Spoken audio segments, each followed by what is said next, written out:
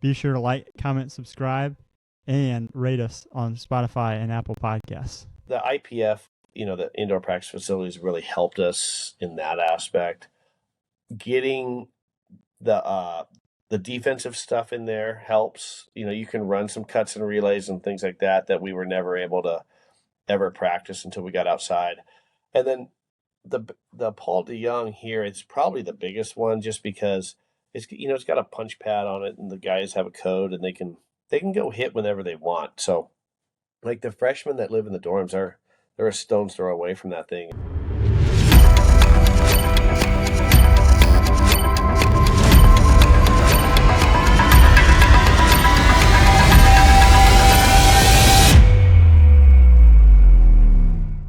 All right, welcome back to episode 54 here of the Bullpen. Later on in the show, we were lucky enough to be joined by Illinois State head baseball coach Steve Holm. He came on and just talked about his team, recruiting, really all sorts of things. So just stay tuned and listen to that. Appreciate him hopping on. But some recent news, talking through some NFL stuff, I guess. I don't know how deep we want to get into the Bears talk or anything, but I will say to you guys, Pete and Drew, we had lunch after yesterday's event, and it definitely made my mental health about the game much better to get to hash it out with you guys, and just kind of sulk a little bit and just rehash the season, the team. But I know from my perspective, I'm just super grateful that we actually got to see a fun year, looking back on it. We didn't really know what to expect when the season started. I know I didn't have super high expectations, and I don't know that really any of us did when we talked about it at the beginning of the year, but it was such a fun season to get to be a fan of and watch, and I'm super excited for, the team going forward, Ben and Caleb going forward.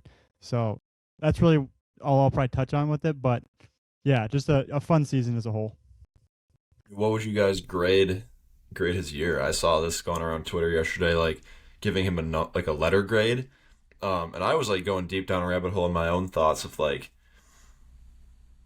it has to be an A plus, because at the beginning of the year I would have been happy with 7 and 10 and signs of a bright future, and then 8 and 9 would have been great. That was what I said they were gonna be, was 8 or 9, 8 wins or 9 wins.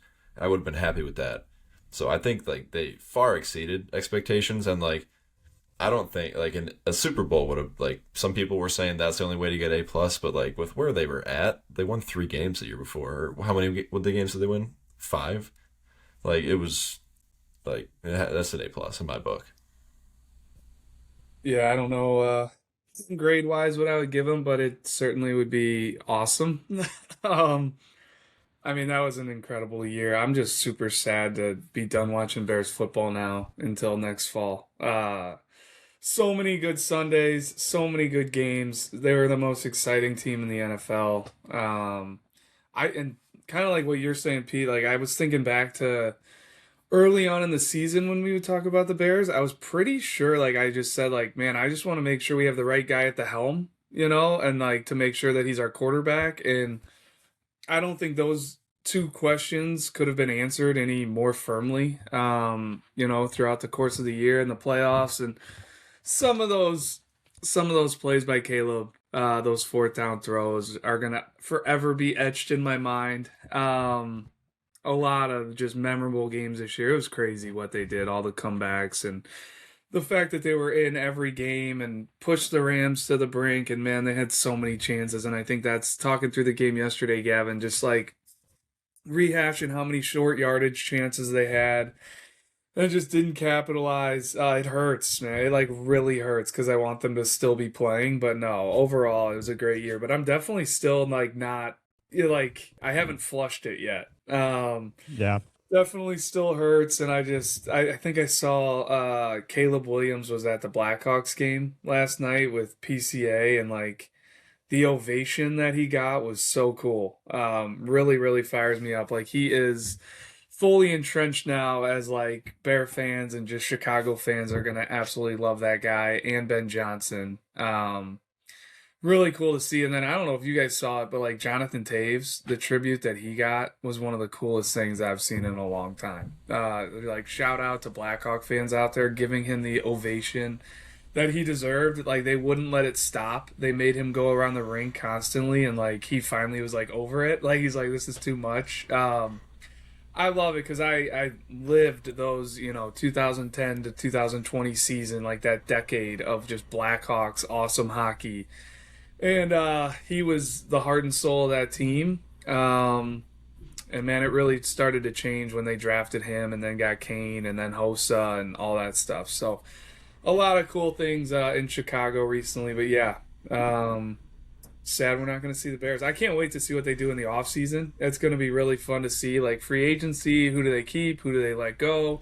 What do they do in the draft? How do they fill the holes? And also, like, what is this coaching staff going to look like? I already saw Eric Bieniemy got plucked. Like, when you're good like the Bears were, like, you're probably going to lose some assistants. So very, very curious to see what happens in between now and next season. But awesome year. Just sad to see it.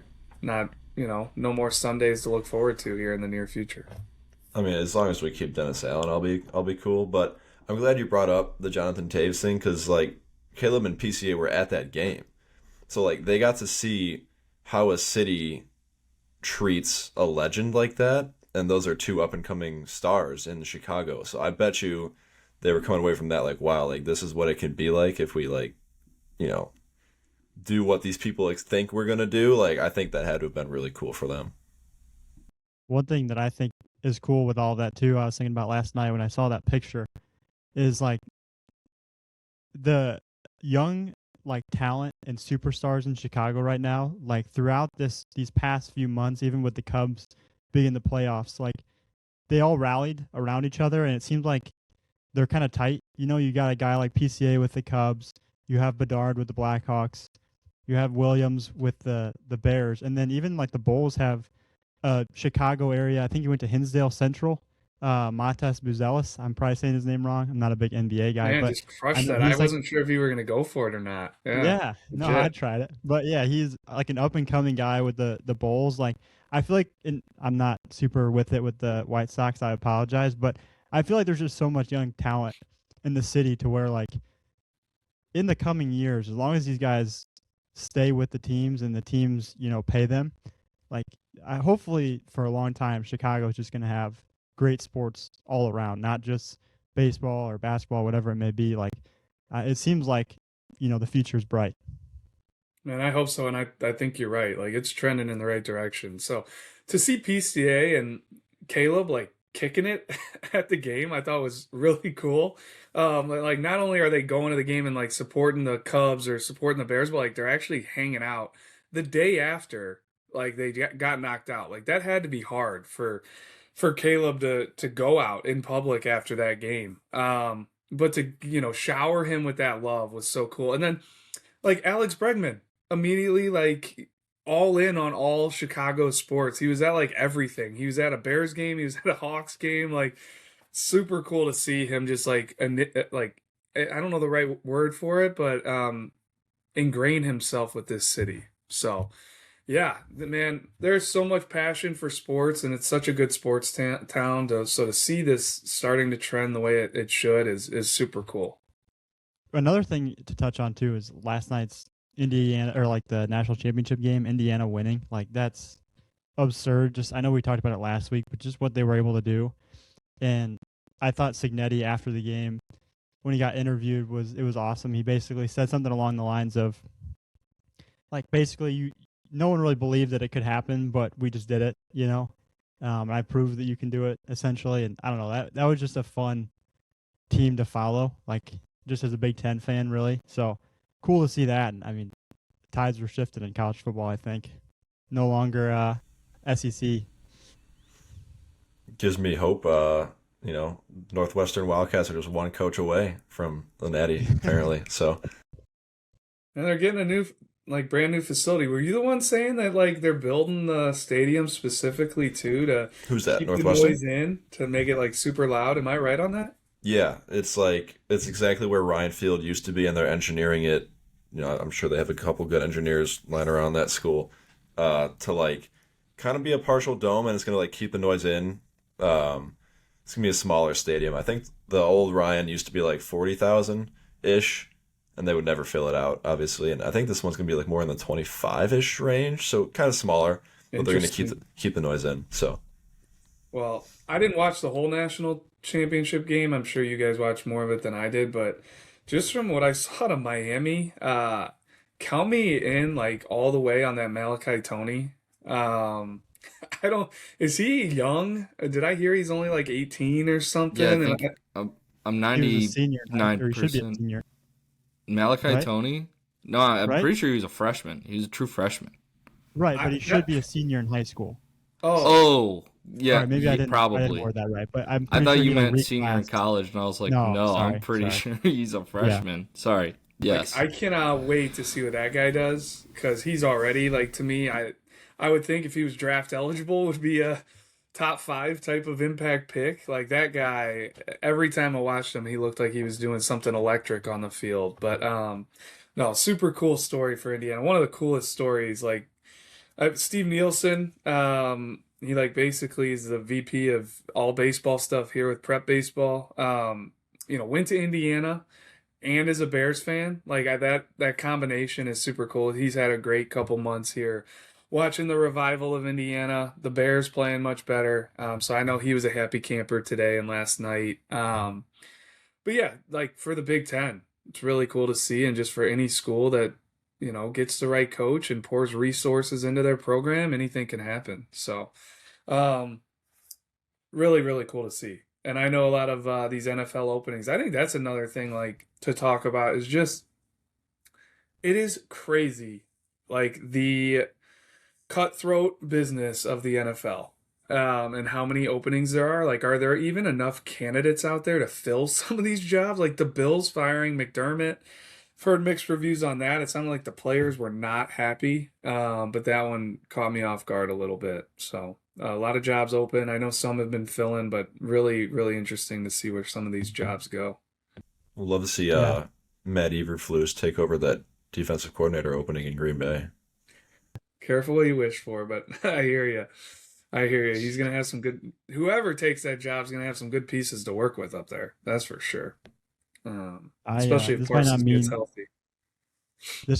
much to you guys. Maybe Drew, just with the ties to Green Bay and Wisconsin a little bit. But I saw on Twitter that a sneaky candidate, could be Jim Leonard, who is Oh with the yeah. Broncos right now, and he used to be the Badgers defensive coordinator.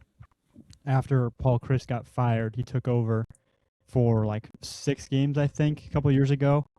And I know I think he was with the Bears for a little bit, or maybe Illinois. I think he was with Illinois for a bit after Wisconsin because he didn't get retained as the head coach.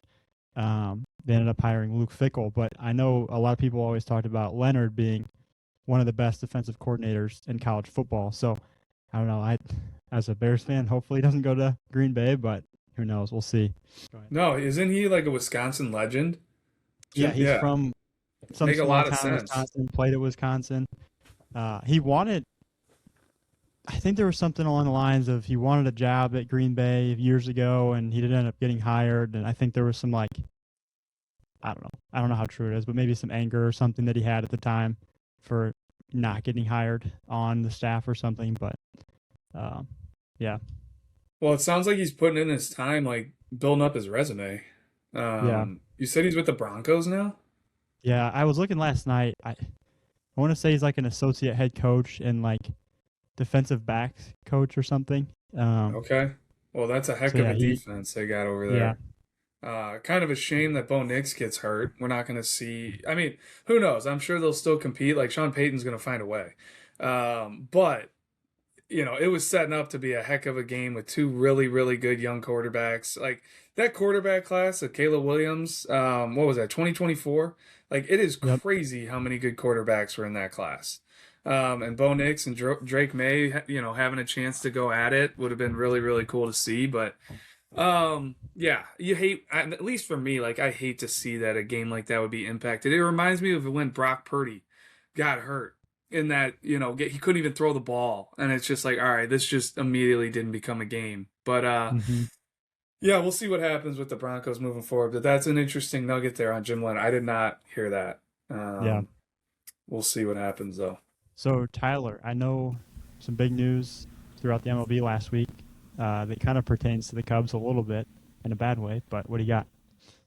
Well, I don't know if it's necessarily a bad thing in regards to the Cubs because what you're talking about is Kyle Tucker signed with the Dodgers, and like, I mean, we talked about it probably months ago now that like, yeah, the Cubs probably weren't going to make much of a run at re-signing him.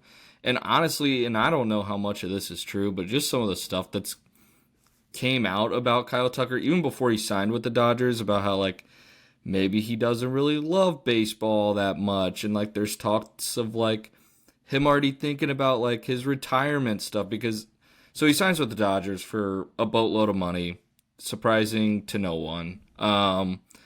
And there's all this talk that like he had a 10-year offer from the Blue Jays, and instead he takes it was a 4 or 5 year deal with the Dodgers. I don't know the exact specific of the year wise, but like $240 million, 4-year, $240 million. He's going to make $60 million a year, which is just absolutely absurd. Thank goodness the Cubs didn't give him that contract. Like Right. as a Cubs fan, like I would have been so ticked. We would have handcuffed ourselves for years.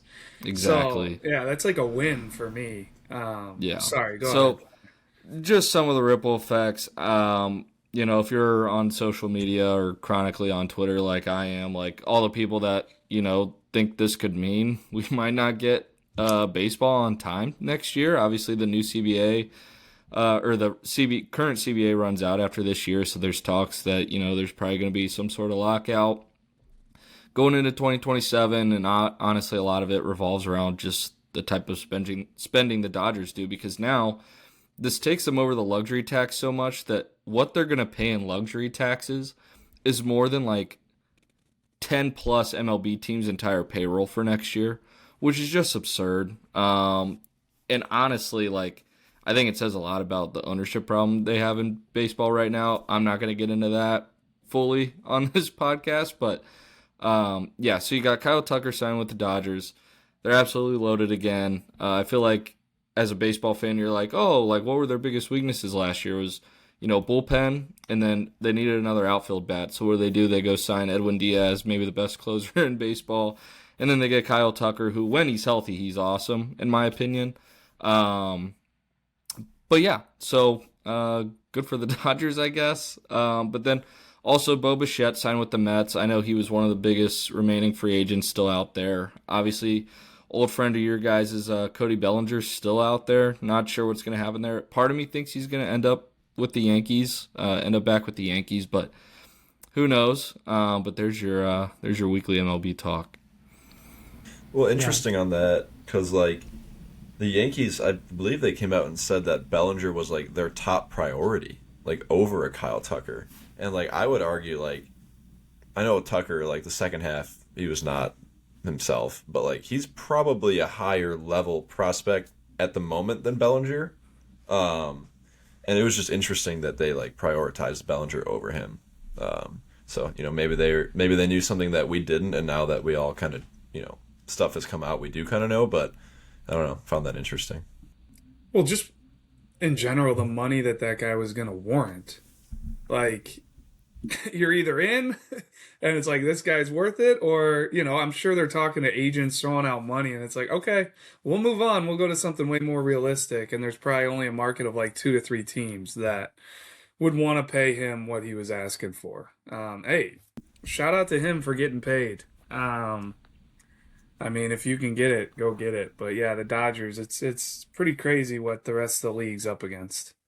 Yeah, and I know, like, obviously for the Cubs, like, probably has some sort of ripple effects. I know I was parading you guys as, like, a potential World Series contender on this podcast last week. I still feel that way. I know you guys might not be there yet, but just from the outside looking in, I mean, the Cubs got a lot of good stuff cooking right now, in my opinion. We were kind of talking offline, like Gavin saw that, you guys are still somewhat in on Zach Gallen, which I think's encouraging, because we talked about this too last week. Like Ricketts the fear might be that he's going to move like a Nico Horner or somebody like that to shed some payroll so they're not up against the luxury tax. So, like, and I thought I saw somewhere where he said he's not planning on shedding any more payroll. So, hey, if they're not going to shed any more payroll and they're also still in on Zach Gallen, I think that's awesome for you guys, because I think if you can get a Zach Gallen in that rotation, it just makes you guys even more dangerous. And, like, that's probably going to be how you're going to have to beat a team like the Dodgers, to just have a really good pitching staff. And, like, what's nice is, like, the Cubs could have a really good pitching staff, and I think that lineup's already incredible. So, especially adding an Alex Bregman. So, who knows? It'll be fun to watch.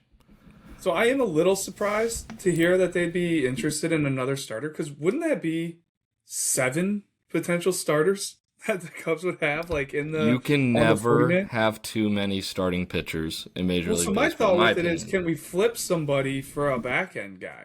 Like, okay, you signed Zach Gallen, now you have a surplus of starting pitchers. Your maybe weakness, I don't know if that's what you want to call it, but a spot that I think you could upgrade would be a back-end dynamic type arm.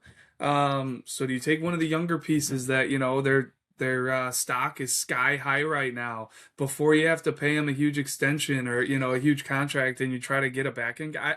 I don't know, but these are the thoughts that I would have. Like, okay, do you really, like, if you are in the Cubs position, why are you paying them? Like, shouldn't you maybe extend Nico? Like, those type of things. But hey, if they're going to be aggressive, I am here for it. Like you're saying, like, I think the Cubs are in a really good spot no matter what right now. And if status quo stays as it is, like, I'd be really happy, because they could always make a move at the deadline, see how the season, like, who knows? So, no, good things over there, though, on the north side. Well, and especially, I don't know if you guys saw this, but to make matters, worse for the rest of the league, supposedly the Dodgers are in on getting Freddie Peralta from the Brewers, which would have some ripple effects for the Cubs. I know the Brewers have devil magic. I just can't prove it yet. But, like, how they're so good every year with, like, sometimes just random people, it's so impressive. It's honestly a credit to, like, their scouting staff and their front office. But, like, all right, if you take Freddie Peralta off that Brewers team, obviously they'll probably replace him with somebody who just comes out of nowhere and happens to be just as good or if not better. But, like, him going to the Dodgers, getting off that Brewers team, to me would make the Cubs slam dunk favorites to win the division. I'm of the mindset where, like, I just think the Brewers are going to win it until I'm proven otherwise at this point. Like, they just have something cooking right now, especially with Pat Murphy up there. It's honestly incredible to see. I know we get some behind the scenes stuff with our guy Vinny Rotino doing great stuff with the Brewers as well on the TV side of things. So we get some of the info there, but yeah, I don't know. But to your point, Drew, I feel like you can't trade from your pitching staff, like your starting rotation. I feel like that's kind of what bit the Cubs in the butt last year, right? Like Steele going down, Imanaga was rough down the stretch, and then Cade Horton getting hurt. So you just never know. In my opinion, you can't ever have too much starting pitching in today's MLB, especially with how often pitchers get hurt too. I mean, it's just the nature of the beast anymore. Like, guys don't really throw 200 innings anymore. It's pretty crazy.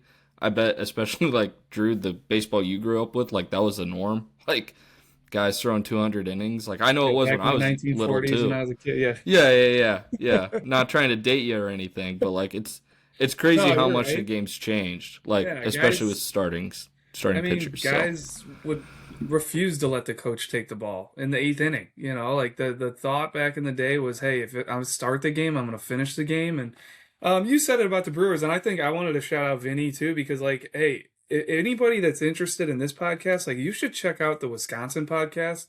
They've had a bunch of Brewers guys on. Chris Hook, you kind of speak of this devil magic up there. Like, I think he's a huge reason why the Brewers have been so good with their arms. The pitching coach, and Vinny raves about him. They had him on the podcast.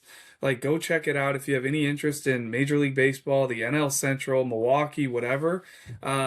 I think they do a really good job top to bottom, and especially according to Vinny, just a lot of really good people in their organization that are, all working together and have a really good plan. And yeah, the way they have made guys, something out of nothing basically, or revived guys is really impressive. So today is Tuesday. We're recording on Tuesday. On Monday, yesterday we had our first event of the year. We're back seeing players at events here. Our first preseason ID in Aurora at the Sports Dome. So from now on here, the next few months, I think I guess the rest of the year, we're going to have a lot of in-person looks that we're actually going to get to be talking about rather than, digging into the past stuff that we saw. But I don't know if anyone wants to touch on the event just as a whole, but I think we're going to kind of break down some big winners from the event. And you'll also find that in our stats story that comes out, breaking down the data, our quick hits, our spotlight tweets, and then we'll have another data dive story later in the week coming out. So I guess today we're just going to be talking through some players. So if anyone wants to touch on the event as a whole, feel free. I'll let Drew and Hammett touch on it a little bit more if they want to, but I thought Drew said it best this morning on our conference call. It was just nice to see players again. I personally feel like our break between events sometimes flies, and this time I felt like it just dragged. It was oh my god, I couldn't remember the last event we had from the fall. So I'm right there with Drew. It was great to see players again. Really looking forward to our preseason events. We got some ideas in the hopper here of some topics we're going to talk about on this podcast. But man, we're going to have a ton of really good players in this state that we're going to see over the next 2 months, whatever it is. And yesterday was definitely not a disappointment in that regard. No, I'm right there with you. I was, after the Bears game, just kind of getting ready for bed, and I was like, man, I got to wake up at 6 in the morning, get ready to drive 45 minutes out to Aurora. And I was like, but wait, I get to go scout players tomorrow. And I got excited, how blessed that we are to be able to be excited about our work like that. I'm that's just something that I take a lot of, pride in. But no, I couldn't be more with you, being able to see players. And I actually felt comfortable. Usually that first one, I'm not used to evaluating an event. Takes me a little bit to get going. The brain's kind of foggy, but I was ready to go, and I felt great, and it gets me super excited for the rest of this winter.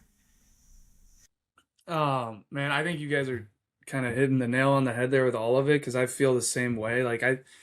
The winter, yeah, it's, a time where we have more flexibility than some of the other times of the year, where every weekend we're doing stuff. We're at events, we're at tournaments. But I got into this, whether it was into coaching or into scouting, to be out on the field, to be watching players, and to not be stuck behind a computer and in an office. So 100% was super excited to get back going. And I also think it's important to put out there, there's a reason we don't run events in November and December. Guys should be shutting it down. They shouldn't be showcasing in our minds. If we wanted to, we could continue to run stuff in November, December, all that. But no, shut it down. Let the body recover, get after it in the weight room, and work on perfecting your craft. And then, hey, that's the beauty of then, okay, late January, starting up this event, it's the first event of the year at Aurora. Let's see the gains you've made. Who has put on, 15 pounds of quality muscle? Who has been working in the cage? Who's been drilling? Who's been working on their fundamentals defensively? And it was so nice to see players. It's also so nice to one of my favorite things is, we'll see guys as freshmen, and then we get to know them so well. We see them multiple times. We get looks at them in the spring. We get looks at them in the summer at tournaments. When you see a guy for the first time that you didn't know about, to me, that's one of the best feelings or things now after doing this for so long is continuing to see, okay, this is the next class. This is this is another guy now that oh, he's just emerged as a high follow kid in the class. And I think, starting it off would be Maddox Carson in Geneva, 2029, so he's young, he's a freshman, but he wowed in all aspects. I'll let you guys touch on it. I won't get into the nitty gritty, but it's what it looks like in all areas. The movement patterns, the way he swung the bat in BP, and then watching him defensively behind the plate. He's a catcher. We mentioned Geneva is going to be a team to watch this spring. I know he's a freshman, so who knows when he'll make an impact on varsity, but they already had some pieces we liked. They're going to be a team to follow here, clearly moving forward. But yeah, Maddox Carson jumped off the page at me. Yeah, he was one of the first ones that hit, Drew. And it was like, wow, this is a great way to get this event going. Like a young kid that we didn't know about. He was a 29. Yeah, how you draw it up. The frame's great. Like, really like the swing. It's athletic. It's controlled on the barrel. Like, it's how you draw it up. And yeah, Geneva, I mean, they got some interesting names in that 28-29 group. So they're going to be good for a while in the coming years here. Yeah, with Carson, like it kind of blew me away the defense that he showed us. Like we have our own internal grading system. I'm not going to get into that necessarily, but like I usually go very. It's hard for me to give out a really high grade for kids that are that young that still have a ton of ways to go with their development. But like how he defended yesterday for a kid going into his freshman year of high school, it was so impressive. Like I came away blown away by it. And I mean his numbers kind of speak for itself. Like he had a 195 to 209 pop. And it's not like his arm was the strongest of the event. That's how good his transfer was. That's how quick he was getting rid of the ball. And he was also accurate. So ton of props to Maddox. Definitely a guy like with these 29s, like one event you're kind of working towards, in our opinion, are those super sophomore games we have coming up this summer. And he's a guy that right at the front of all of our minds, I think, for that event looking ahead. Yeah, he's going to be, immediately inserted on like our ranking sheet. We'll try to slot him, best we can just off of one look. But the beauty of it will be like, now we need to get in-game looks on Maddox. See how it plays, but by all, indications, it's going to be really good in-game. Just given, like, the actions he had behind the plate receiving, even in pop times, like the way his hands work. You mentioned the release and the exchange, but, like, I absolutely loved the arm action and the way he was getting on top of the ball. And he was, for a 29, I don't see this very often at all. There is almost always, no matter how strong their arm is, like, there's always a hump in the throw for a catcher, and like as there should be. Like they're young, they're not physically maxed out yet, they're nowhere near where they're going to be, but he was getting on top of the baseball and driving it down on a down angle. And those catchers that have legit arms that can stay behind the plate, that their arm's going to be a plus tool for them and an asset, like that's how it looks, and it played super true. So regardless of the pop time, the velo, all that, the action and the way that it played tells me this is going to get really, really good someday. When he gets stronger, when he physically matures, that arm's only going to tick up, and it's going to be, I'd venture to guess by the time that guy's a senior, he's going to be one of the better defenders behind the plate in the class if he keeps on this trajectory. So that was a great look at, a young prospect from Geneva. And I think, Gavin, you might have seen somebody else from Geneva as well. Yeah, 2028 right-handed pitcher Nick Lozano. Athletic frame, 6 foot, 165 pounds, and he just moved really well. It was athletic, it's loose, and he's already up to 85. When you see a guy that moves that well, that's that loose, that has that quick of an arm at that age, it's easy to project and be like, hey, in 3 years when he's a senior, I wouldn't be surprised if this guy is upper 8s, maybe touching 9. And then he also threw a really good breaking ball. He's throwing a slider and a curveball, both moving really well, very slurve-like actions. But then to top it off, I was looking at his Twitter today. He has listed that he's a QB1 at Geneva. I'm assuming that's probably JV. If that's wrong, I apologize. But that is just a multi-sport guy that's a QB that's that athletic is always a plus. Yeah, I'd love to stay on the topic of young catchers here because I got a couple more that I really liked. And Drew, I know you saw a couple of them as well. We got Waylon Marco from Hononegah and then Isaiah Roundtree from Champaign Central. I'll start with Isaiah because he's a 29 as well. Same with Carson. First time I've seen him, and I thought it was really twitchy, really athletic. Like he was on the barrel. And what really stood out to me about him was the dude's from Champaign, right? That's over 2 hours from where we were at. Refused to leave early. I told him to leave. I said, you've caught like 4 pens, go home. And he's like, no, I want to keep catching. So stuff like that really stands out to me. And Waylon Marco was the same way. Like he lives like an hour and a half away and he also wouldn't leave. Like I tried to have him leave early and he just refused. But man, Waylon Marco as well. Like I had him as one of my picks to click for the winter and he delivered. he absolutely got better. He added noticeable strength. Like, he was like physical. He was already kind of trending that way, but like the legs looked like they got bigger. The shoulders are fuller. Like, he was putting in work, and you could tell. And the results showed, like they clearly showed, like he was backside, like juicing balls, like 101 miles an hour. I think he peaked at 101.5. It was hard lifted contact to the whole field. And man, those are just two guys that I came away really liking. And Tyler, I know you want to get in here too, but just a little bit more on Waylon. Pete, hearing you talk and like he peaked at like 101.5 or whatever he did off the bat. Like a lot of times in these BP settings, we'll see a guy that'll flash a big number, a 98, and it's a wow, he hammers one ball, or a 101, but like it was consistently loud and consistently upper 90s, low triple digits from Waylon. Like it was one of the louder rounds I've seen in a while. And Pete, I thought you said it perfectly. Like it also wasn't just I'm cheating to the pull side and looking to lift and turn and burn. Like it was I'm letting the ball travel and I'm staying through it and I'm hammering the ball from gap to gap. I would say the majority of his hard contact was to right center, which you don't see very often, from a right-handed hitter at the high school level. Like now there is some effort. Like he is a really strong guy. It is uphill, but like, man, I'm sure in a game, if you miss your spot against him or if he's, on the fastball, like he's going to make you pay. That's just another guy that now we'll need to see, play in a game, see how he handles at bats. Like, does it play as loud in game? But man, as far as a BP setting is concerned, it woke me up running the TrackMan and the BP there in the morning, and he was one of the we had all the catchers hit first, so a lot of these guys were early and we're like, okay, this is going to be a really good event. And you said it, like he keeps getting better from the last time we had seen him. Like this was noticeably better, and I told him, I was like, man, Waylon, like we haven't talked about you enough. So shout out Waylon Marco, thank you for getting in front of us and allowing us to see the progress that you've made, because it was really noticeable.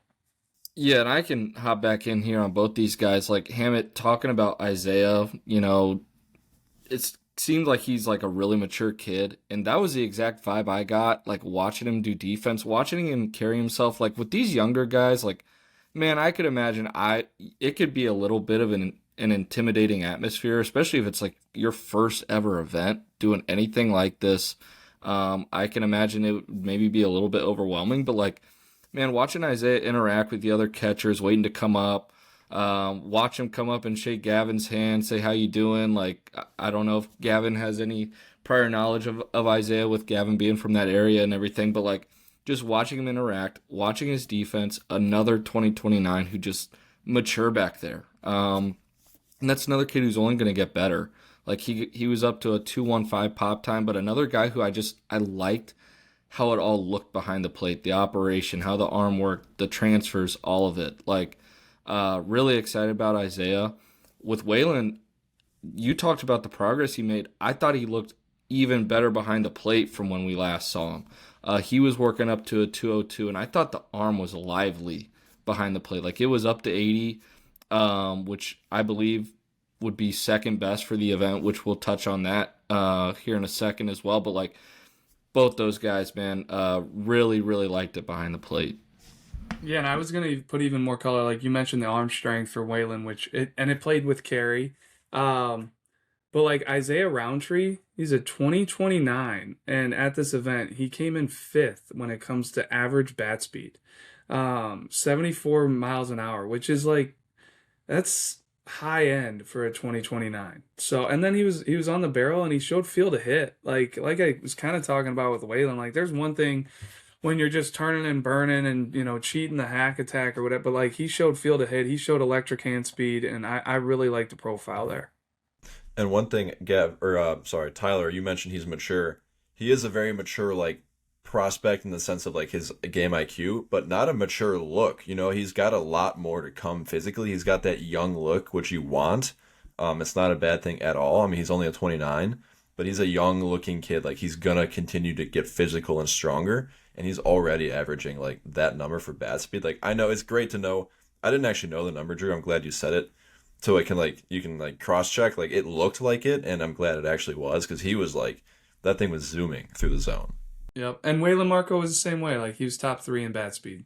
averaged 74.8. So, bat speed is certainly something we look for when we're watching these prospects. And doesn't mean that it's the only thing. Like, you can be young and not have developed the bat speed yet, but when you do see a 29 like a Roundtree that has the bat speed, isn't maxing out to get to that bat speed, like it stands out even more.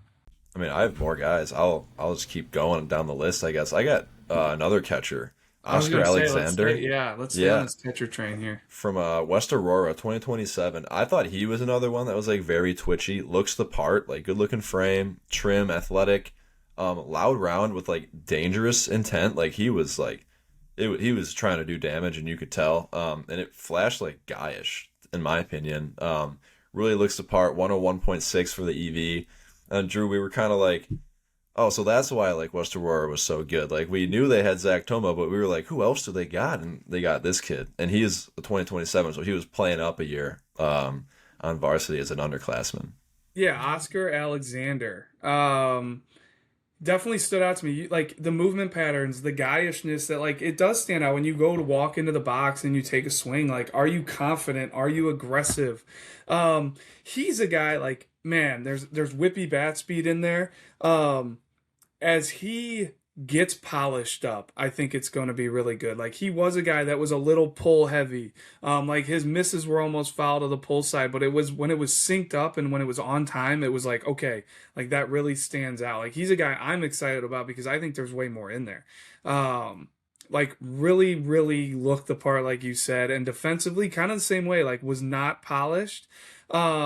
But 77 from the crouch, was popping some sub twos, and man, West Aurora, we got to keep an eye on them. I know Mason Atkins was another guy that they had, but he mentioned he's, I guess, a stud quarterback because he was an outfielder for West Aurora, but he's actually graduating early, so he won't be playing for West Aurora this spring to go to Ball State and get into their spring practice or whatever it may be there from a football standpoint, but. Yeah, West Aurora had a really good season last year. They still have Zach Toma coming back. We're going to have to keep an eye on Oscar here. I'm pretty sure that was the first time we'd ever seen him. So, like, just another guy that, man, like, love that. First time we see him, thanks for coming to an event. Get in front of us. Like, now you're on our radar. We can highlight you. And really good stuff there from Oscar. And I'll go back to the catcher one more time. But there was another 2027 catcher that might have been the biggest winner out of that position group, and Colin Ogden out of Plainfield North. We kind of joked, me and Drew kind of joked with him after he got done with his defense, because watching his arm, he was up to 83 from the crouch, which that's up there with some guys that we're going to be bringing to our ProCase here next week. Like, that's pretty ridiculous arm speed back there. He's running his pop times up to 194, like, it was ridiculous, but we joked with him afterwards, like, man, like, if Sam Finn's pitching and you're catching, like, no one's running on you two. Like, I mean, the firepower there within that battery. And what's nice about Plainfield North is they also have Connor Edenberg behind the plate, another 2027 catcher. So it's always a luxury when you got multiple backstops that you can put back there and trust. So really liked him behind the plate. Looks like he impressed on both sides of the ball, so I'll let you guys touch on that as well. I think the one thing that really stood out to me on him was just, like, he's a massive human being. Like, he's 6'4", 209. Like, he stands out, in the uniform. When I was talking to the guys before the event, like, it was like blew me away. I even mentioned it to the guys. Like, there were so many quality frames standing around, dwarfing me. And you love to see that because that's half the battle a little bit is just looking the part. And he really looks the part. Like, and then you watch him behind the plate, Tyler, and it was like electric coming out of his hand. The way it was like carrying, it was like 4 feet off the ground and holding true all the way to the bag. He's only going to impress more as it becomes more consistent with the accuracy, being on the bag every time. But the sheer tool of arm strength, like, he's got that. I think after his first throw, I was like, do you pitch too? Because that was electric coming out. That's what I was just about to reference. Because, like, he has the types of throws where you're saying, whoa. Like, it kind of makes you stop in your tracks. Like, his first one, we were like, oh, all right. Like, I'm that awake was different. now. Like, yeah. Yeah. Yeah, and I think I shouted out to the guy handling the velo, just like, basically was at 80 plus because okay, guns calibrated, like there's no way that wasn't. And then watching him hit too, Pete, like he was a guy that was really simple. I kind of walked over as he was hitting and just loud, like easy, loud, simple contact. Wasn't trying to do too much, and he was another guy that created a lot of bat speed. He was if I'm looking down, he was a top 10 in bat speed, averaged 73 miles an hour. So there's just a lot of things to like. And then, yeah, he did hop on the mound. I'm not sure who saw him on the mound, but really impressed as a position guy. Looks like he was up to 86 on the mound as well. So, but looking at his offensive numbers too, like he was a 101.8 exit velo, 364 max distance. So average 90.8 off the bat. So did a lot of things well. Sticking on the topic of loud physical rounds, Evan Jenks from Manuka, a 2027, led the entire event in EV with 102.5. And he also led the event in 60 time with a 704.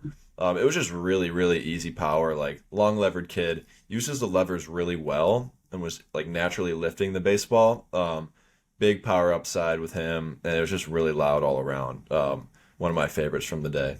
I think he might have been second in average bat speed as well there, Pete, to kind of go with wouldn't that surprise me. velo and all that. I'm going to get in on it. I know we just talked about Colin Ogden from Plainfield North 2027, but I'm keeping my eye on Joe Valenza, left-handed hitter from Plainfield North, another guy that really looked the part in the uniform. Like when I saw him, he struck me as like kind of a younger looking face, and then he had wide shoulders. Kind of a frame that I could see getting really physical down the road. Nowhere near like tapped out to what he's going to be. And then it was a really fluid, easy swing. Just a guy that I think his best years are still ahead from an offensive standpoint. And then another left-handed hitter that stood out to me. Talk about these guys coming from, Champaign up to the event.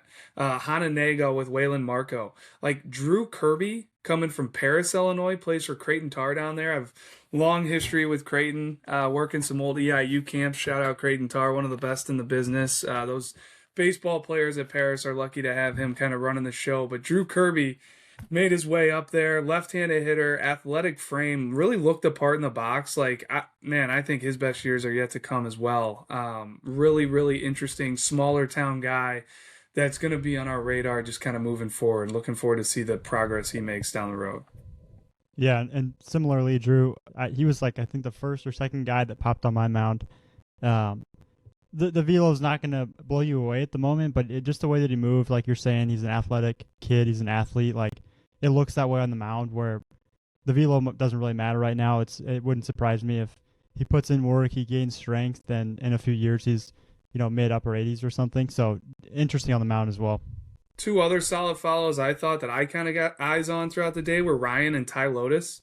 Ty being a 2029, they both go to St. Lawrence. Ty swings the bat right-handed. Ryan swings the bat left-handed.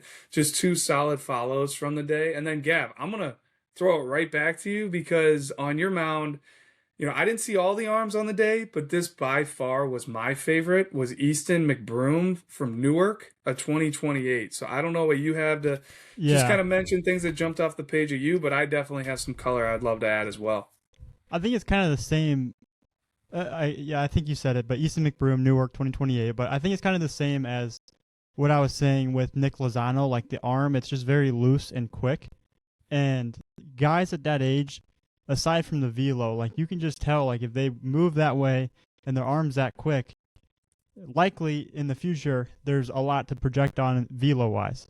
So that's number one with him. But number two, he threw 5 pitches, and I think at that age it's really tough to throw that many pitches and actually have the ability to throw them for strikes or actually understand, like, hey, if I'm throwing this pitch, like this is what it's going to do. But he had polish with all of those pitches. He threw strikes with them, and he threw both like a changeup and splitter. Both pretty good pitches. His curveball and slider were pretty good, and then the fastball just comes out clean. So those were like the two things to me that really stood out with him. And he's just a guy that you can kind of dream on that is only going to get better. So, Gav, you mentioned him, throwing 5 pitches. And I hear that at a showcase. I'd probably typically be cringing. And to anybody out there that throws 5 pitches, like, more power to you, but really it's, at the high school level, especially a young guy, a 2028, like, man, let's perfect or let's master like 2 pitches first. Let's master 3 pitches first before you start, throwing 5. But hey, Easton, like, huge credit to you.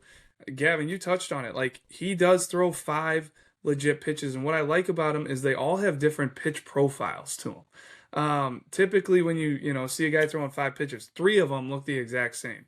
Every single pitch he threw did do different, had different action. And his splitter, he said he's just kind of started learning it. Like, man, this thing had tumble. It, like, he killed the spin on it. Like, it was a true, like, potential out pitch if he can just continue to get used to throwing it. Like, he's having to dig in the glove before he throws it to get the right grip. So that's going to be, a challenge when he's pitching in a game. He's going to probably have to start with that grip. He's going to have to, mess with the ball to make sure he's not giving it away. Like, there's a lot of challenges there. But the actual arm action and the action on the pitch were really good. I don't typically see great splitters out of high school guys, but he was only up to 81.2, and I'm like, I'm all in on this guy. Like, I think the velo's only going to climb. It looks like last year he was in the mid to upper 70s. Like, I'm not worried about, like, that's gonna only get better. Like, the kid can flat pitch. He blew me away with the slider. Threw it extremely aggressively and with all kinds of arm speed, and he threw it at 74 miles an hour. Like, his fastball's topping at 81 right now. He's throwing his slider at 74. The differential there is, like, really not much, 7 miles an hour, which is another indicator of, like, okay, a guy that can spin the breaking ball firm is going to throw hard down the road. And then he also had feel for it. He was spinning it at 2,300 plus, and, like, the action was... Man, I don't see too many 2028 spinning a breaking ball like this. Like, he was missing a couple arm side where the arm was behind, dragging a little bit, getting underneath. We make a point like, hey, try to throw one to the glove side this time. And, like, he couldn't have dotted it any better. Like, showing that he's almost coachable, able to take one little tip and, like, make an adjustment on the fly in that setting. I am super bullish on Easton McBroom, like, Newark High School, smaller high school, same high school as Joe Martin. He was a 2023 who ended up pitching. He's at SIU Edwardsville right now, having a good career down there. But, that was not a guy that was the first time we had seen him, but that was a guy that came back, got in front of us, and showed the improvements that he has made. So sorry for the long-winded speech, but, like, the better players and the better players we see, they give us more to talk about, more to highlight, and he gave us all kinds of stuff. I love, like, he just oozed, like, low pulse, really poised look on the mound and very mature for his age. I got one more guy I want to talk about. We mentioned Waylon Marco and Roundtree sticking around to catch pens. I want to shout out Nate Kaminsky. Not only as a prospect, like, athletic left-handed hitter, he can run, took a good round of BP, but he was the last hitter of the day, and, like, no complaints.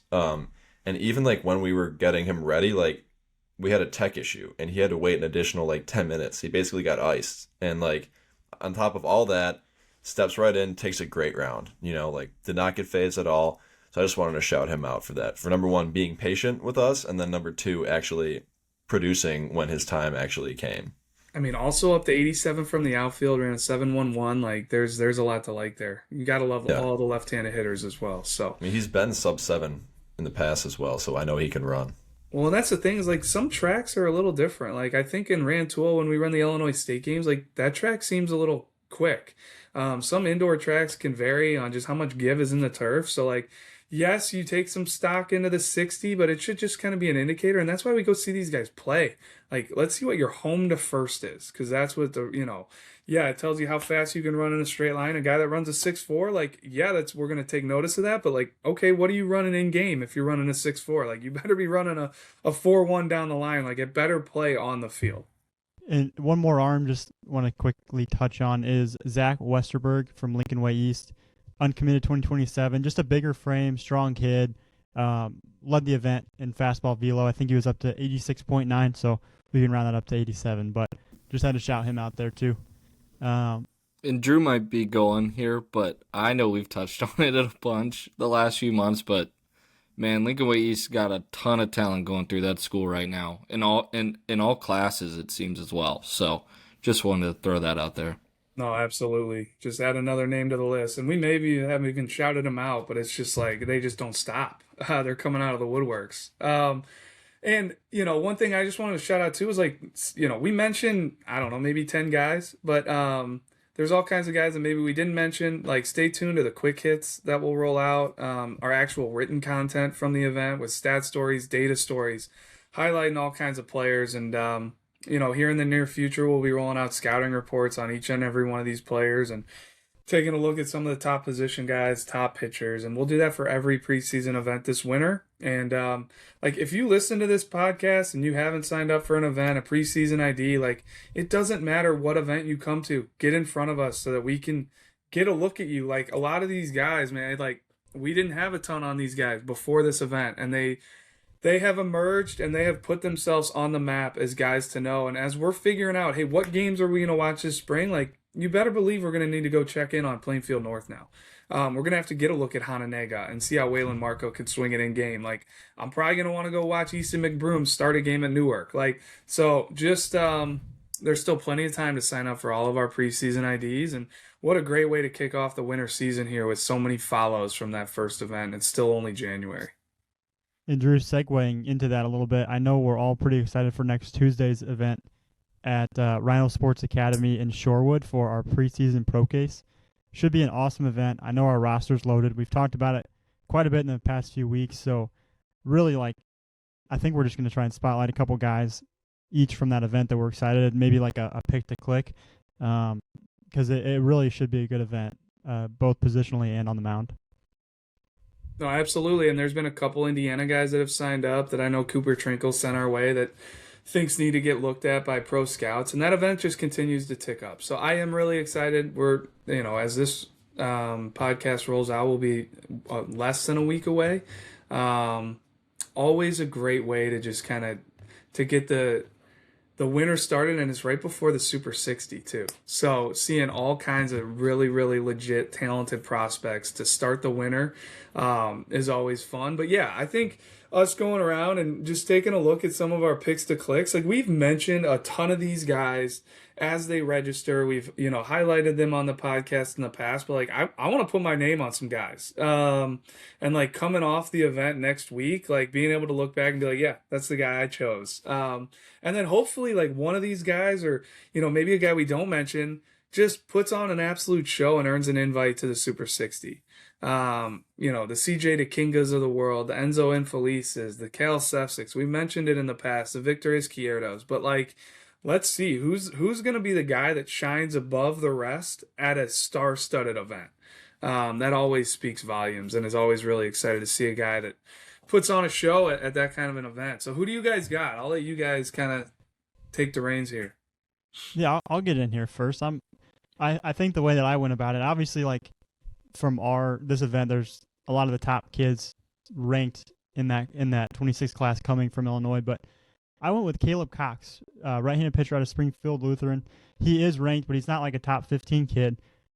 Just a really high upside frame. He's committed to Northern Illinois, and if you look at his legs, at least at Peoria last year when we last saw him at an event, just very high waisted, and then the fastball is up to 93, and that was this past summer in game down in Georgia. But I just think there's a ton of upside. He's 6'5", 185, and I would not be surprised if he came out here ready to go for this event next Tuesday and kind of makes that step up into a name to keep an eye on for the draft. It's an electric arm, Gavin, and you said it, he's not a top 15 guy. Maybe he should be,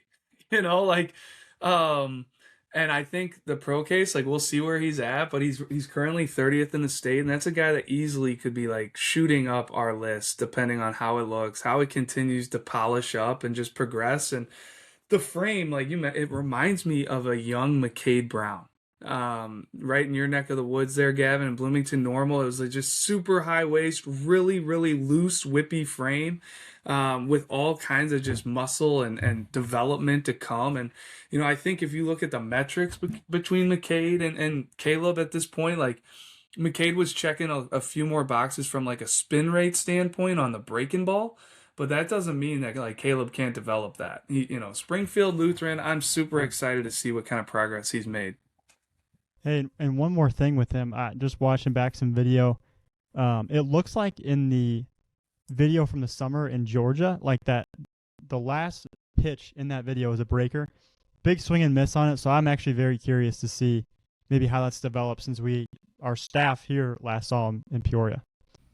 I can go next. I was having a tough time picking who I wanted to take, but I started thinking back to last year's ProCase, and Drew, you kind of mentioned Enzo and Felice. The batting practice round Enzo had last year at that event, it was so hard to ignore. It was so hard to not just be like, okay, like, you have to come to Super 60 now. Also, like, Enzo obviously has an electric arm behind the dish. That absolutely helps. But, like, I'm trying to picture who's going to just put up a massive round of BP next week. And for me, I had to go with Anthony Chavez here, first baseman out of Mount Carmel. He's 6'3", 216, but, like, down at the Senior Future Games, he's hitting balls out. He was among the event leaders, if I'm not mistaken, in, like, in-game max EV, like, batting practice EV. Like, the kid is going to put up some loud numbers, and he just, to me, is a guy that I wouldn't be surprised if we look back, at the end of next week and we're like, oh yeah, he ended up getting an invite to the Super 60 off what he did at the ProCase. And, like, what's awesome about Anthony is, like, he can run too. Like, at 6'3", 216, he ran a 6'8" at the Senior Future Games this past summer. So as much as I'm excited to see his left-handed bat next week, I might be more excited to see what the kid runs. I want to say he was talking to us down at Senior Future Games, the possibility of him playing outfield for Mount Carmel this spring, which I wouldn't put it past the kid. He's definitely athletic enough in my eyes. So really excited to see Anthony next week. Just a guy I feel like I'm just going to be locked in on what type of numbers he's putting up next week.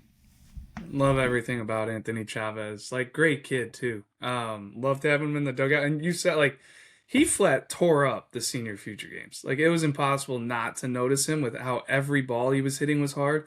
And then also just the at-bats he worked. Like, yeah, I'm looking forward to the BP, but, like, he almost shows better in-game with how he controls at-bats and recognizes spin and can, time up a lively fastball. So, no, love that call out. It'll be great to have him. And, man, left-handed hitter. So, lot to like there with Chavez. And also committed to Illinois. I meant to mention that. So also love that, like, hey, if he doesn't get plucked in the draft next year, that type of talent's staying in the state. So love to see that as well. What you got, Pete? You got a guy? Yeah, I'll jump in. I got Gavin Michaels from Normal Community, Cincinnati commit.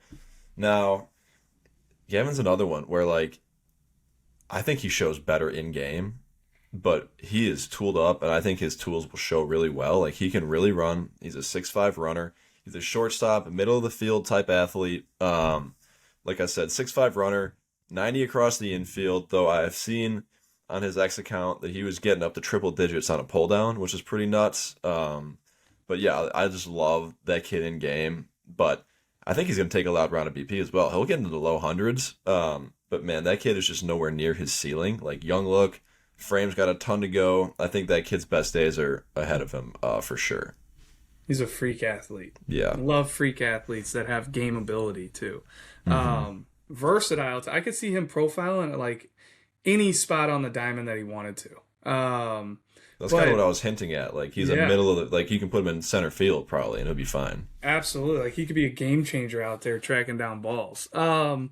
Well, I love it because we're going 3 out of our 4 picks are going to be Central Illinois prospects here, because I'm going Caden Shotzik. I think I've probably spoke on him at lengths in the past because he tore up our Illinois State games for the ProCase team, but he signed up as an outfielder, right-handed pitcher. He's 6'4", 215. Like, you start checking off some boxes, like, from a pro scouting standpoint, like, he's going to immediately check off the frame box. He hammers balls up to 108 EV and BP. Like, it may be even harder now. I can't wait to see it. He's been 94 from the outfield. So it's just like, there's going to be a lot of immediately tools that will be checked off for these pro scouts. And then it's going to be like, all right, how do they like the swing? How do they like the actions? Like, where can he profile defensively? Like, is it right field? just super excited to have him. And I haven't even mentioned the pitching part to him yet either. Like, he's a low 90s guy with a big time slider. And I just think the sky's the limit for him. Really, really excited to have him. Really excited to give him this opportunity in front of the pro scouts because they need to see him. They need to be on, he needs to be on their radar. He's from Brimfield and he's committed to Illinois State. Caden Shotzik, can't wait to have you on Tuesday night. All right. Well, let's get into our interview now with Illinois State head baseball coach Steve Holm. Again, appreciate him hopping on. As an Illinois State alum, it fires me up to get to have someone on like that, so appreciate him hopping on. Well, we're lucky enough today to be joined by Steve Holm. He is the head baseball coach at Illinois State University. Going into your 8th year, I believe, Steve, is what I read. I could be wrong with that, but formerly coached at Purdue, started your career at Sac State. Had a long career with the Giants, made it to the big leagues. Oral Roberts, Hall of Famer as a shortstop, and makes it to the big leagues, transitions in pro ball to a catcher, and finds a way to make it all the way to the big leagues as a catcher. I know you caught some high quality arms there while you were in the Giants organization as well. But no, we are here to talk all things Steve Holm, all things Illinois State baseball, and thanks for jumping on. Yeah, thanks for having me. So if I missed anything there on the intro, feel free to call me out. But yeah, Oral Roberts, All-American, and then made the Hall of Fame in 2014, correct? Yes, I don't remember the year, but yeah, I was inducted. I was still coaching at Sac State at that point. Okay, well, congrats. That's talking to a Hall of Famer here, it gets me a little nervous. You should be very nervous. No, it's been great to get to know you. Ever since you came to Purdue, that's when I first, saw you out recruiting and got to know you there and watched the transition into a head coach at Illinois State and all the guys that you've produced at Illinois State. It's been pretty remarkable, like looking, up and down the list. I'm sure you have some favorites there that I'd let you speak on, but how are things going? Like, how's the 2026 season progressing here, coming off the winter break? I know, man, it's a tough turnaround, especially for those Midwest schools. Letting the guys go home for Christmas, getting them back, and getting ready to play in less than a month. Yeah, it's nerve-wracking at times because guys go home and, especially the guys that we have on our roster, they don't always go home to warm weather. So their access to training obviously is something that you're always checking in, like, hey, do you got a spot? Do you got somebody to throw with? Those type of things. And for the most part, this team has done, extremely well at coming back in shape. You always worry about a pitcher who didn't throw enough, because you get thrown to the fire. And, this year the rules have changed for NCAA. They kind of basically give you an extra weekend to get ready. Well, that extra weekend you want to use with inter squads, right? So it's kind of a double-edged sword. Yeah, it's an extra weekend of inter squads, but are your arms ready to do it? Because they all go home, and then are your position players ready to run that ground ball out? Down the line, they hit that chopper to short. We literally talked about our guys. I said, I'm going to call you out if I think you ran too hard week 1. I said, week 2, we're going to be fine. We'll be able to run. But I said, week 1, I'd rather you just, give us a nice firm through the bag, but nothing, there's no point in getting hurt, in January running out of ground ball when I don't know, you're trying to manage 36, 37 guys. There's no way that everybody did all their sprints, So with that's the hardest part, at this time of year as a coach, is making sure that, when that starting line, is February 13th or whatever it is for us this year, that is when you really got to be ready. But there's a process to getting ready and making sure that you have all the right guys ready too. And even with that, that's genius. I've never even really thought about that, like almost putting handcuffs on your guys. But even when you open up in mid-February, are your arms going to be, fully where they're at come April, May? Or are you going to still be building guys in? Does it depend on the guy? How do you manage that? Because I know that can be a tricky situation. Yeah, traditionally our arms have been able to give us 5 to 6 that first weekend. We try to, increment 15 pitch per week. So this weekend, last weekend our guys were 2 inning spots. This weekend is 3, and we're thinking somewhere around 45-ish, right? And then you get to 4, which is 60, and then they get to 5, which is 75, and then the season starts. So as long as it's not super stressful, you could see the guy giving you up to 90 pitches, which, that's a 5 to 6 inning stint if things are going well. Certainly, you like him to build from there, but we don't really go past 105. That's kind of our number. And then, some of the stuff nowadays with the way guys train and, all of that, it's much more like you went from being the cross country coach, when I first started being the pitching guy, because you had guys running a mile. And now you're the sprinters coach where guys want to run 100, right? And with that, you have a different person that's running it if you're running the mile or the 100, but also you got to train them differently. Like you can't just take the guy who runs a 100-yard sprint and say, okay, I want you to run the mile today. And the pitchers are much more in that, that mode, and whether you like it or not, it doesn't really matter. That's how they are. So, I don't think that, like, to answer your question, are they ready to go 7 innings? I don't know if anybody's really going to be doing that a whole lot. You probably have 1 or 2 guys per staff that are built for that. Everybody else is probably much more of a 100-yard sprinter. Gavin, that kind of, just hearing Coach talk here, like, leads into something that you saw, with the velocities getting posted from the fall. And I'd let you take this one away. Yeah, Coach, you guys had some pretty big velos from your pitchers this fall. Is that something that you guys are doing internally to try and develop, or is that something you guys in the recruiting process are really going for? I think it's a little both. To be honest with you, when rosters expanded in 2021 from the traditional 35 to 40, the power schools pretty much gobbled up 4 arms and a shortstop. Those were the positions that were not available to the mid-majors, and the velocity suffered. Like my first year here in 2019, we had 2 big leaguers in the rotation and then 2 other really, really good arms that played pro ball for a while. And those types of arms were very, very hard to get and obtain. And when you did not obtain 4 of them at our level. You obtained 1 that you snuck through somehow or something like that.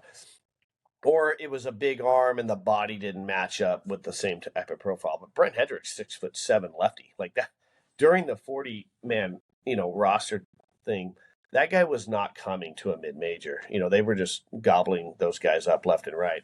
And then, the portal changed some things, but when it came back to 35, I think you're going to see the velocities not just jet up at Illinois State, but I think you're going to see them in a lot more mid-majors because there's just less spots. So guys are going to have to filter down. And, if you're a school that, you got to be at 34, whatever those numbers really are, you're going to look at it and go like, do we need 23 arms? That's probably not realistic. So that's the first thing they're going to cut. They're going to cut the fat.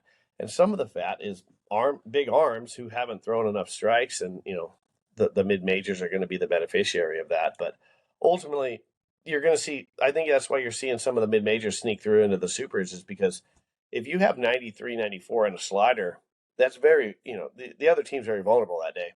You can walk into any power school you want. If your guy's dialed in at 94 and a slider that day, I don't care how many good hitters they have, it's going to be tough. And that's going to be the interesting thing going forward, is back to 34-man rosters. Do these mid-majors have enough velocity, to be able to go in and really shut down a big-time offense? And, it's part of how we're training. Yes, we are probably throwing less pitches per start and some of that stuff so that, you can kind of keep that stuff up. But I also think it's just a byproduct of the industry allowing those guys that traditionally were going to a power whatever and sitting on the bench or pitching the 6th inning on a Tuesday are now back to a mid-major and able to pitch on a weekend. Well, you mentioned Brett Hedrick, and I want to give you a little, kudos shout out here because he kind of really took off that year you became head coach. I know you made some adjustments with him and was, huge for you guys your first year, but just in general, we were talking a little bit before this and just, how the landscape has changed in your 8 years with your recruiting classes. Hey, what was the style to be a winner there with the Redbirds, and what you're kind of doing now, and looking at your roster. And first off, I counted like 19 Illinois guys on the roster, which fires me up. Here in Illinois, seeing those guys stay home, help you guys win a ton of names we're really familiar with.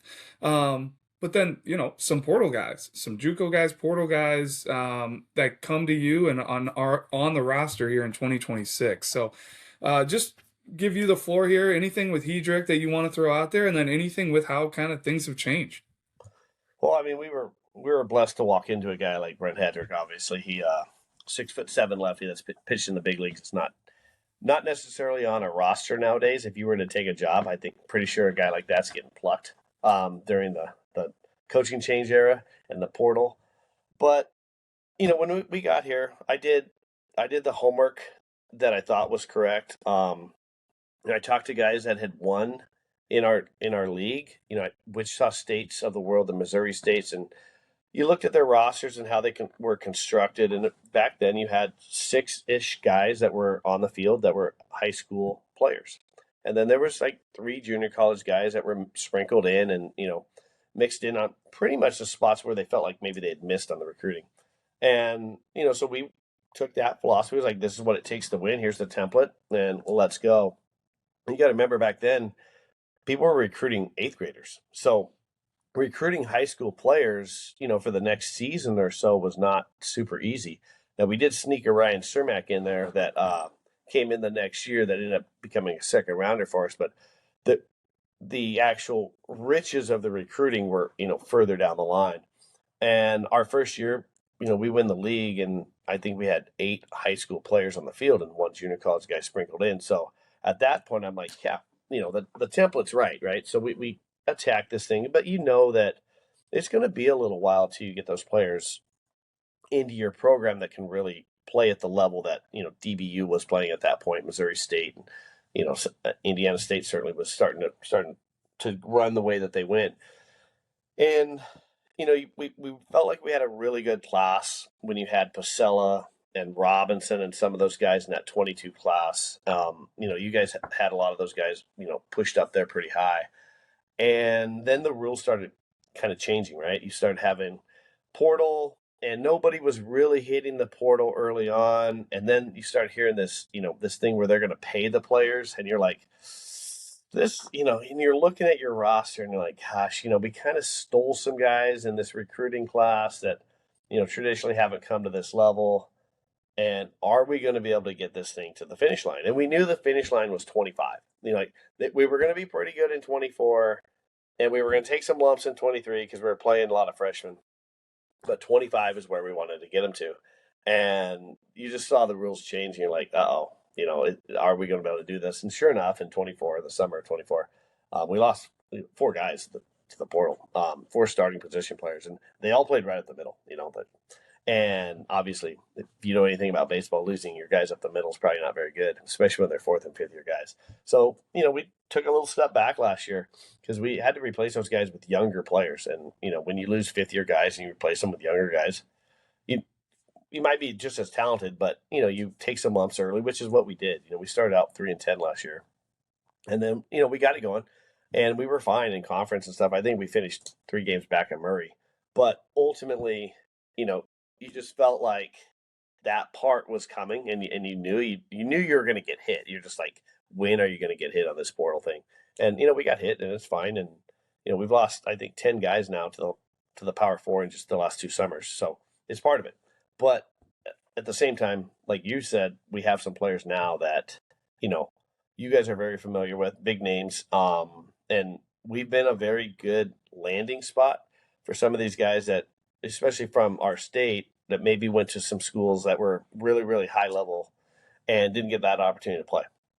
And, we kind of have built, a little bit of a, tradition per se of getting guys drafted, and getting guys out to pro ball. And I think some of these players have recognized that.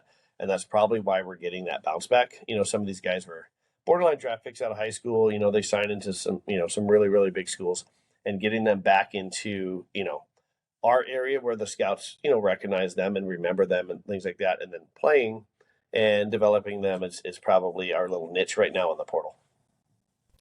One thing I wanted to bring up with the football team going to the FCS championship this year, what is kind of the buzz around the team, the campus, and how do you think that could help you guys from a recruiting standpoint, if at all? Well, I think anytime that there's, publicity for your school, as long as it's not negative, you're probably in a pretty good spot. Part of the reason I looked at this job when I was at Purdue was when you're at Purdue, you recruit in Chicago a lot. So you drive up and all summer long you're at some sort of tournament. And I remember seeing the license plate frame that said, Illinois State alumni, Illinois alumni, Illinois State alumni, and you see all these license plate covers. And as a coach, you always feel like if people are willing to put that on their license plate, or some random person that you're driving past, then there's some sort of pridefulness for that school. And you can do the math in your own head of like, well, how often do I see this school's license plate or that school's license plate? And Illinois State is one that the common person who goes here, they're okay putting that on there. And that to me, obviously, in baseball terms, means is a kid willing to put that on his Twitter profile? I just committed to Illinois State baseball. So with that, I think that's part of what builds that. Like the football team going as far as they did. Our basketball's off to a good start. Anytime that you can get publicity to your school, I think it's good. But at the same time, you got to have a spot that people are willing to kind of put that on their license plate or their Twitter handle if they're a 20-year-old kid. What with that, like, what are some of the biggest selling points to Illinois State then? Like, if you're talking to a recruit or a family, like, what do you guys try and sell? Like, this is a great opportunity for your son, for your family, to come here. Well, I think that we talk a lot about the school itself. This is a school that I jokingly tell them, like, if we cut some of our players, like, some of them would just stay here. Like, they like the school, and at a certain point, one of the things we always tell every single recruit that we sit down with, at some point you're going to be the worst player on our field. Might be the fall, might be the season, but you will walk off the field going like, I am the worst player in the entire program. And at that point, you got to have a foundation, right? You got to be going to class, because you can't be looking over your shoulder thinking that might be wrong. You got to be working your butt off in the weight room. You got to be a good person. You got to be showing up to practice and giving it your all. And, if you're doing those things, then you're probably just in a slump. But if you're not doing those things, that just might be who you are. You don't want that slump to actually be who you are. And I think on the school side, when you're in that funk, is it a place that you're like, you know what? And I hate my school. Like now you're really going to spiral down, and I think that this is a place that even when baseball, you might be 0 for your last 8, which is going to happen. I don't think you're going to hate your school, and that's part of, the thing. You got to surround yourself with things that you like. And because baseball is obviously a very negative game and it can be extremely hard. And when it is hard, how many of those things out there are things that, are good to be around? And I think that, you got to surround your dugout with good kids, and good people, because that will help, lift up those situations. But I also think the school is a really good school in that area. So, Coach, I want to obviously recruiting has changed. You guys in the summertime are having to pay a ton of attention to the portal, maybe going to see different age groups that you've never really recruited before, whether it's having to go check in on a guy in summer ball, a college summer league. But you're still going out to tournaments. I want to ask, like, how do scouting services like Prep Baseball Illinois, like, how do you guys utilize that in your recruiting, your scouting, whatever service it may be? But like, what are you guys doing there to help your just recruiting in general? Well, I think the one thing that you mentioned, recruiting's really changed. Back when I first got here, you got to know a kid. Like he used to have to call you, right? Hey, I can't call a sophomore, but he can call me, and you got to know the kid through a period of time that felt like it was 3 years, but it was probably 6 months to 18 months, right? And then maybe you get a commitment. And through that time, there were situations where you backed out. Like, you know what? I checked the kid's Instagram or his Twitter, right? And I don't like the things that he's liking or retweeting. And, we've all heard those stories. You get a chance to talk to the high school coach. You got, summer ball. maybe his parents are crazy and they're sitting in the front row, screaming obscenities, right? So you had all this time, 6 to 18 months sometimes, to figure it out. Now on the portal, you got like 6 hours, I think.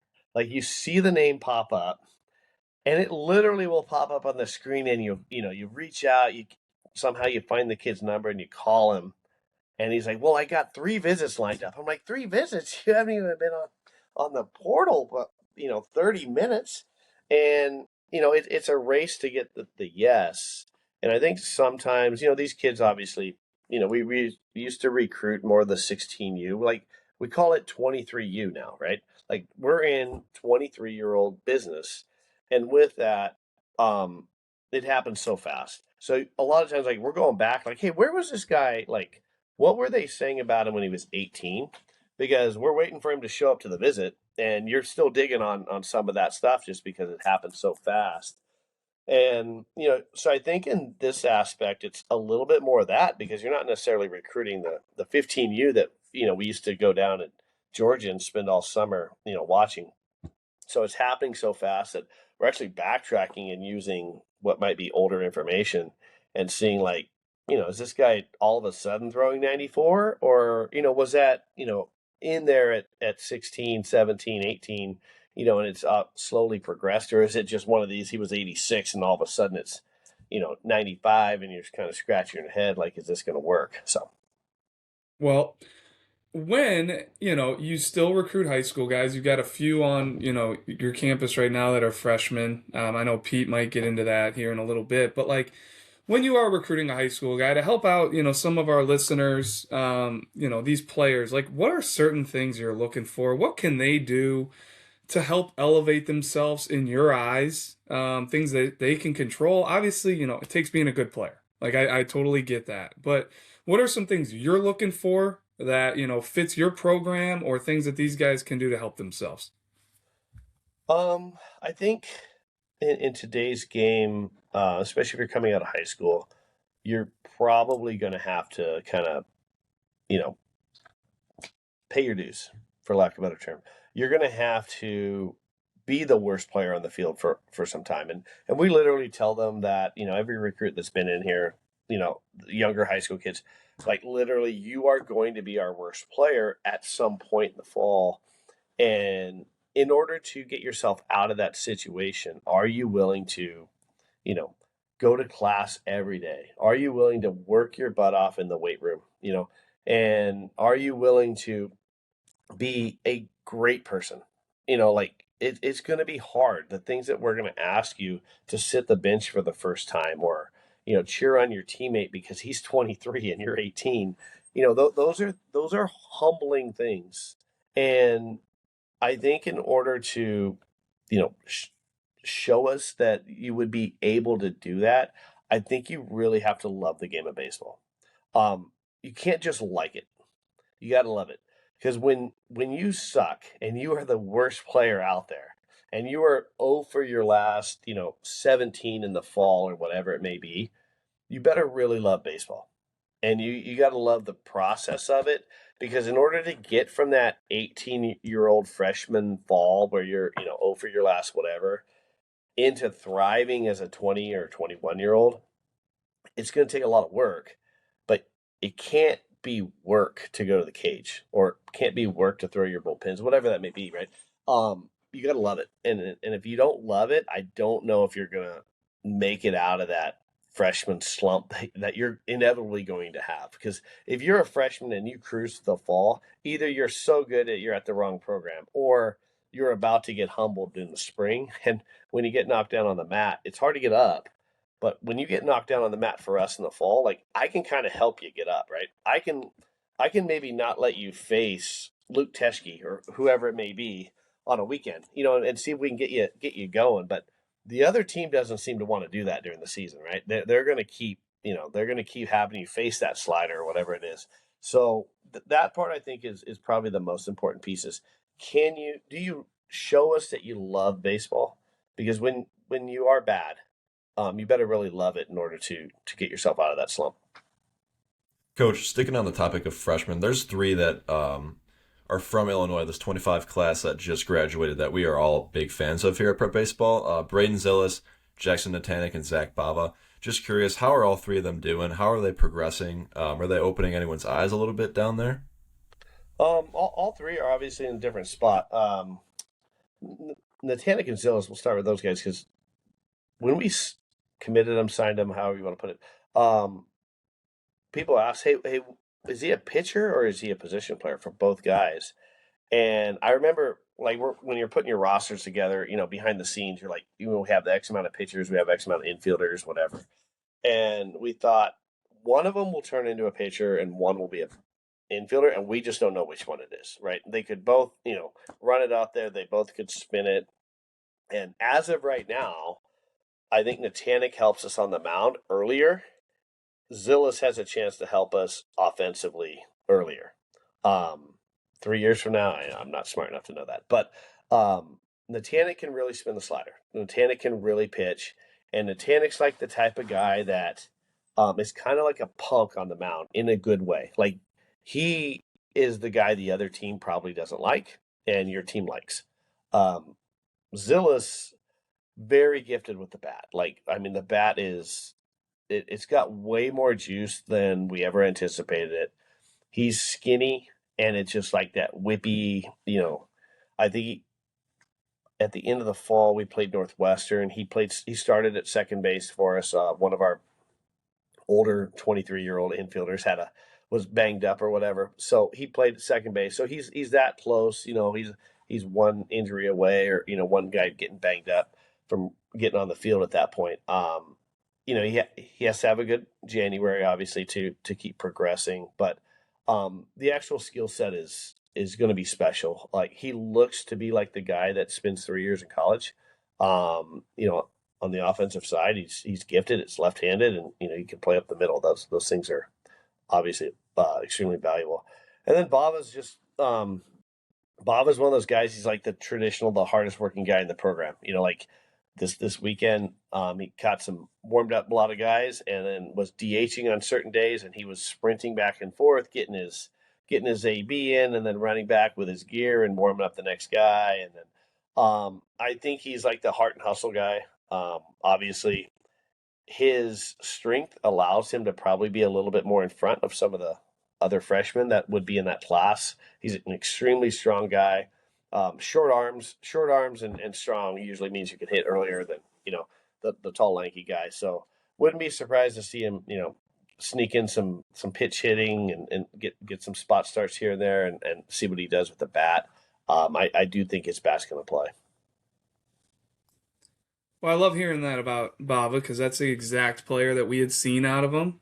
So to see that he's carried that into college is great to hear. And Zillis is one of those guys that we talk about, scouting and players and all this stuff that we see in high school. And, those guys that are physically maxed out at 14 and they're kind of, hey, they're the best player at 14, but there's really not as much ceiling there. And Zillis was that guy that had the young look, hadn't physically matured even in high school. There was just way more left in the tank, and every time we saw him, he just kept getting better. And there was a point like junior year going into senior year where he just really took off. The tools ticked up, and had a monster spring for Manuka his senior season. And just to hear that he's continuing to trend in that direction for you guys really, really fires me up. And I think it also speaks to just how hard it is to two-way, at your level, at the Division I level, for Natanic, for Zills, for anybody, given the reps, given everything you have to go through. Because both those guys, like you were talking about, we weren't sure what they would be in college, but it is very hard to be a two-way. So I don't know if you have anything on that, but it's really cool hearing you talk on these Illinois guys because we do have so much history and track record on them. I was more curious, like, here in 2026, season starting, are there any cool trips that you're excited about, matchups, anywhere you're going, any, redemption weekends where you guys are, matching up against the team again, or anything you're really looking forward to? We start off at SEMO, shorter trip by design. They're traditionally, they play the game very clean. with this era's baseball, it's really hard to build your schedule. Last year, like I mentioned earlier, we started out 3-10, and part of that was I had built a schedule anticipating having 3 or 4 of those fourth and fifth year guys on our team, which we did not have. And you don't go on the road to some of those places that we went on with a young team.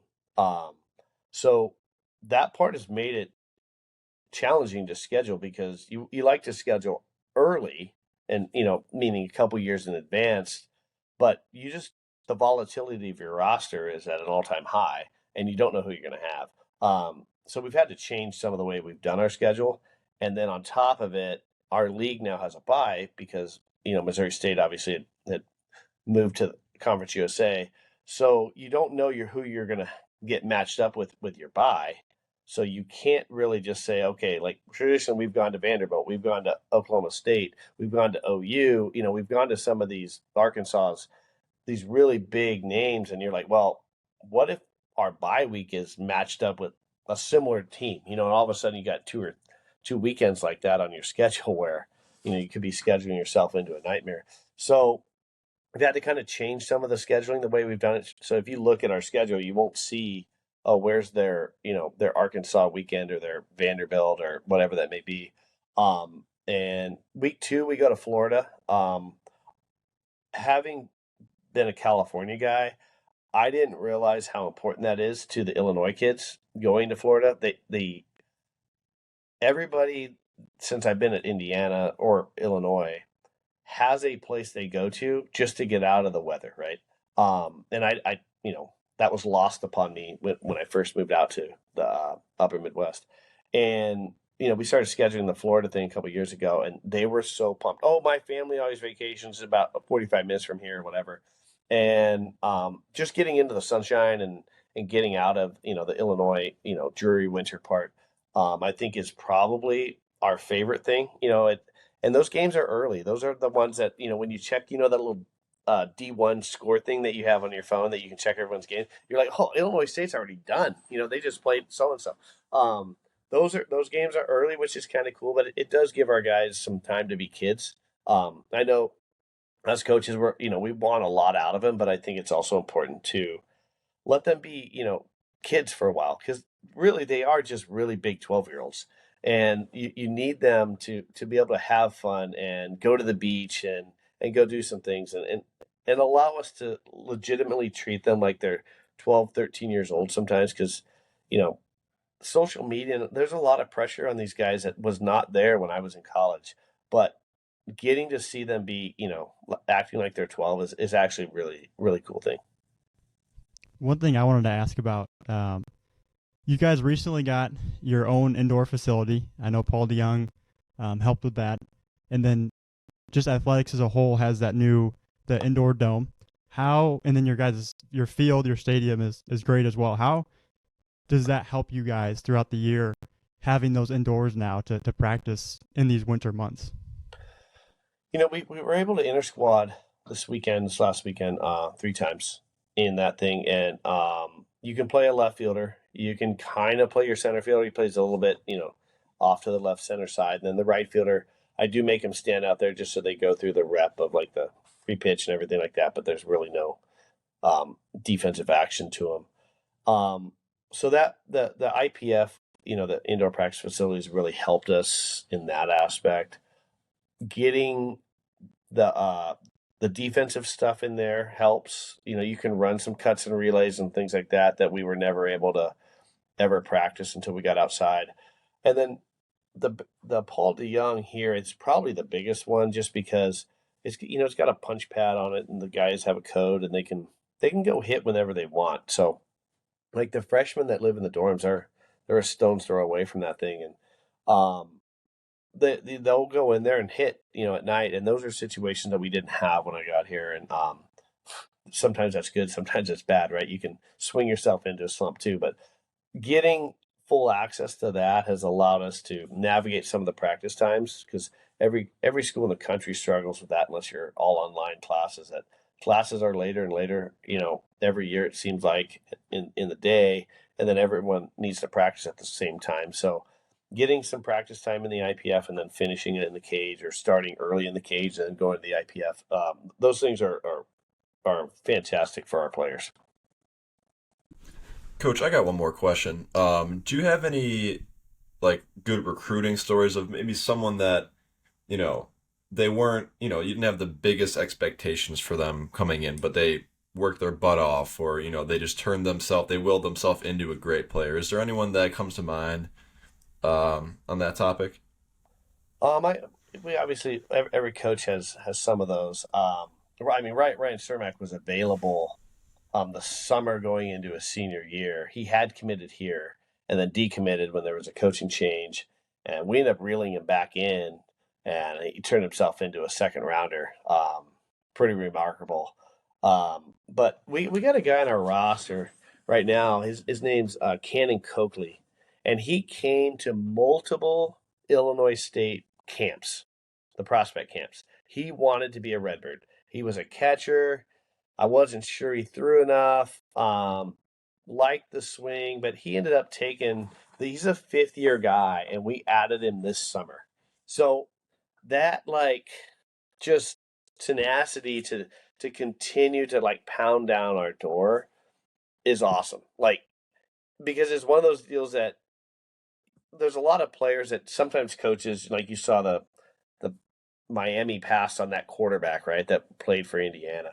And especially certain positions like a catcher, you can't take every catcher that's available, right? You can only have a couple on your roster. And in order to, get on a roster, you got to be the right place at the right time, and they have to have a need, and you have to be available and all that stuff. And we had a need for this guy. We were looking to add one more bat, and he had hit 340 or something last year at his previous Division I school. And so we ended up adding him, and he has been one of our favorite guys. The guys love him. He's the guy that he had on our Twitter feed. They've been doing these meet and greets of the new players, and he can play the guitar. So he says it on there that he can play the guitar, and I don't hang out with our players late at night to know that he plays the guitar. So I put in the group me over Christmas break. I'm the guitar, and then all of a sudden my phone blows up with individual text messages. They're Coach, you got to hear him. He's actually really good. And so I'm texting him on the side. I'm you have this hidden talent. You don't even tell us, So he's the guy that everybody loves. He makes everybody smile. And the hard part about going on the portal is you don't know what kind of baggage you're bringing in. Some of these guys are hitting the portal because the other team can't wait to get away from him. He has been the exact opposite of that for us. We love him, but literally had been to multiple Illinois State camps growing up, and sometime in high school, wanted to be a Redbird. We liked him. It just was never a fit. And now, 5 years later, he's a Redbird, and he's one of our favorite guys. Coach, I think I'll wrap it up here with this question. I've lived in town for about, 6 years now here in Bloomington Normal. A lot of good restaurants. Do you have a favorite Bloomington Normal restaurant yourself? I guess two-part. If Drew Locascio or Sean Duncan's buying, there's a good steakhouse, Rob Dobbs. Yep. If I'm buying and it's a lunch, First Walk Chinese food is my favorite. Okay. But all right. If Locascio comes into town, we're going to Rob Dobbs and we're getting prime rib. I don't have that that cash floating around over here. But hey, for you, I might have to dig in there and make it happen. See what these steaks are all about. We have to make it happen. Yeah. I think you owe me a couple meals anyways, I'm sure. I thought it went the other way around, actually. Oh, well, Coach, really, really appreciate you jumping on here. Obviously, with Gavin down there in Bloomington Normal, there's a lot of love for Illinois State here that gets floated around in the office. And I know we talk every so often, and just really excited about what you guys have going there, your current roster, the 2026 season. And it was great chatting with you today. And best of luck here moving forward. Thank you, guys. I appreciate having us. All right, that'll wrap up episode 54 here of the Bullpen. Be sure to like, comment, subscribe, and rate us on Spotify and Apple Podcasts. Huge shout out to every guest we've had on the the podcast recently, Mitch Shulowitz, but Steve Holm having you on was outstanding. Really, really good stuff about a in-state program here, Illinois State. Obviously, a lot of love from Gavin Smith, but really cool stuff there from Steve. Can't thank him enough. And we'll be watching your 2026, 2026 season. But yeah, make sure to subscribe, rate, all that good stuff like always. And Pete, end us here. Yeah, I actually don't know if we mentioned this, but we have 1,000 subscribers now on YouTube. So big shout out and thanks to everyone that listens. That's a huge milestone and many more subscribers to come, hopefully. Thanks to all. Can't wait for a great preseason.